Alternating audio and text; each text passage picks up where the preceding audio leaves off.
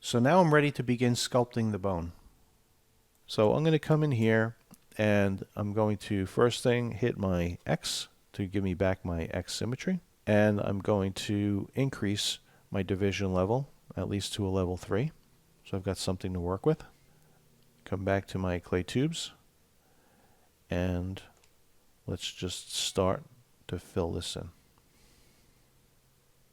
Now something we can do, let me back out for a second and show you a trick. All right, so I'm going to back out of what I just did. Okay, so this is the bone. We're working in X symmetry, correct? But this is an object that is also symmetrical in the Y. So I can go to transform and I can also turn on my Y symmetry. So now, not only will I be, and you have to check this because sometimes it doesn't work that way. So what I'm going to do is turn on all of them in this particular case, because this is going to give me front, back, and bottom all at the same time. So watch this.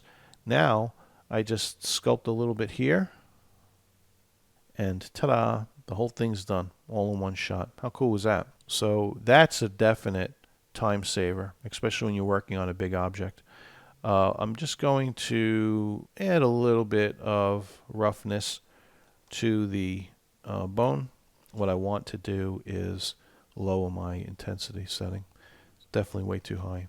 Also bring down my brush size and just again giving a little bit of flavor to that part of the bone.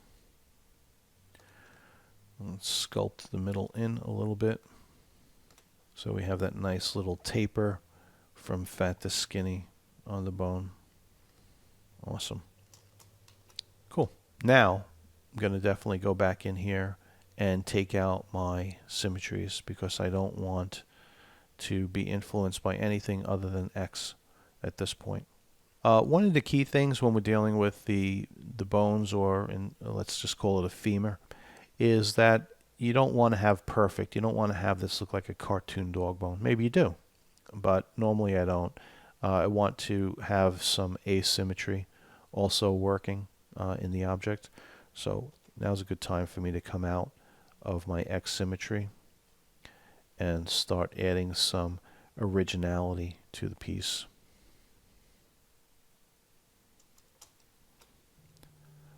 It's a good idea to keep your intensity setting low. If you're too high, you're sculpting too fast. This really needs to be a build-up process.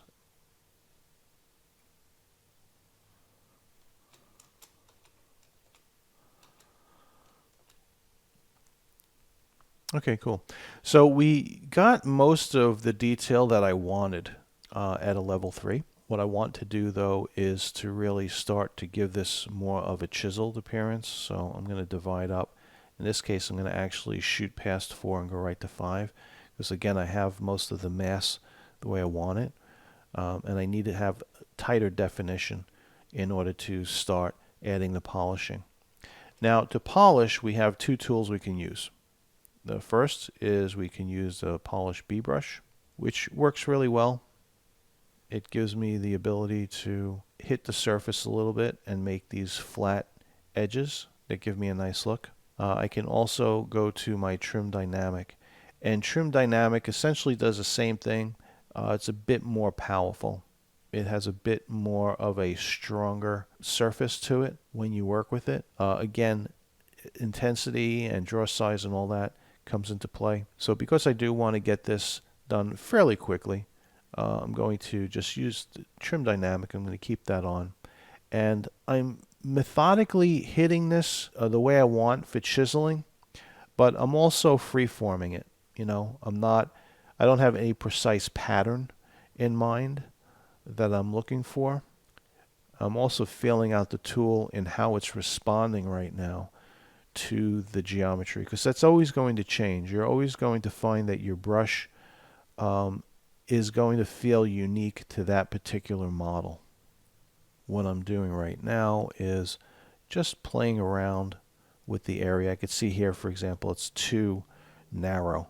I want this to be bigger, but I also need to make sure I'm not damaging it too much. The intensity is too high. Come down a little bit. There we go. That's what I want. I want something that is giving me both a polished and somewhat of a smoothing effect. And then I'll come back later on with a bit more of a defined feel as I'm doing the final pass. Something else I like to do, I don't try to finish off each individual object. You know, it's like working on a painting. You want to work on all parts of the painting simultaneously and build up everything at the same time. If you put too much detail into one area of the painting, then either the rest of the painting has to match it or the rest of the painting may be off. All right. So what's important here is that we're just getting the look we want, but we're not finished by a long shot. There's so much detail that we're going to be adding to this. And the detail that we'll be adding, just so you know, there's texturing, and that can be done a number of ways, either through alpha stamping or just through different brushes and techniques. Adding cracks, adding some noise pattern. This is all part of the process. But that's really what it's all about. It's just doing it. Okay, so here we go. Let's take a look at what we've got. So that looks really good. I'm actually quite pleased with that. Awesome. Okay, so once again, I've reached a milestone. We go to save. We could either overwrite or, in this case, this is the bone. So yeah, sure, why not? We'll save out the bone. Okay.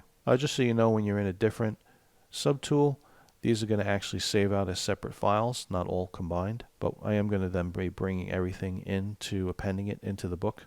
And so once we start saving out the book, it's going to save all of the bone and skull over again.